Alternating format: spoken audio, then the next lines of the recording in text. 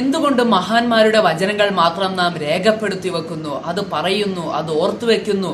അവർക്ക് അങ്ങനെ ചെയ്യുവാൻ കഴിഞ്ഞു, അവർ അത് ചെയ്തു എന്ന് നാം പറയുന്നു.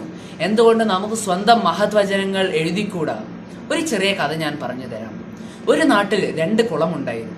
ഒരു കുളത്തിൽ ധാരാളം മീനുകൾ ഉണ്ടായിരുന്നു. ഒരു കുളത്തിലാകട്ടെ വളരെ കുറച്ച് മീനുകൾ മാത്രമേ ഉണ്ടായിരുന്നുള്ളൂ. ഒരിക്കൽ മുല്ല നസറുദ്ദീൻ മീൻ പിടിക്കുന്നതിനായി വളരെ കുറച്ച് മീനുകൾ ഉണ്ടായിരുന്ന കുളത്തിൽ പോയിരുന്നു. അവിടെ രാവിലെ തൊട്ട് മുല്ല നസറുദ്ദീൻ ഇരിക്കുന്നത് കണ്ട് ഒരു വഴിപോക്കൻ അദ്ദേഹത്തോട് ചോദിച്ചു, മുല്ല, നിങ്ങൾക്കറിയില്ലേ, ഈ കുളത്തിൽ മീൻ വളരെ കുറവാണ്. ഇതിന്റെ തൊട്ടടുത്ത് ഒരു വലിയ കുളമുണ്ട്, അവിടെ ധാരാളം മീനുണ്ട്. അവിടെ നിങ്ങൾ പോയി മീൻ പിടിക്കാൻ ഇരുന്നാൽ നിങ്ങൾക്ക് പെട്ടെന്ന് മീൻ കിട്ടുന്നതാണ്. ഇത് കേട്ട് മുല്ല നസറുദ്ദീൻ പറഞ്ഞ മറുപടി എന്താണെന്ന് നിങ്ങൾക്കറിയുമോ? അതെല്ലാം എനിക്കറിയാം. അവിടെ എവിടെ ചൂണ്ടയിട്ടാലും മീൻ പെട്ടെന്ന് കിട്ടുന്നു എന്നുള്ളത് ഉറപ്പാണ്.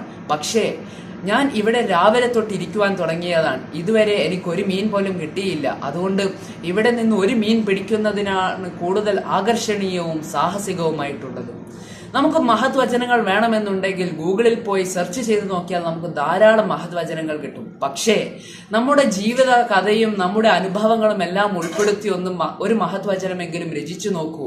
ആദ്യമായി നാം എന്ത് രചിച്ചാലും, എന്ത് പ്രവർത്തിച്ചാലും, എന്ത് കണ്ടുപിടിച്ചാലും അത് ചരിത്രമാകും എന്ന് പറഞ്ഞുകൊണ്ട് ഞാൻ എൻ്റെ വാക്കുകൾ ചുരുക്കുന്നു.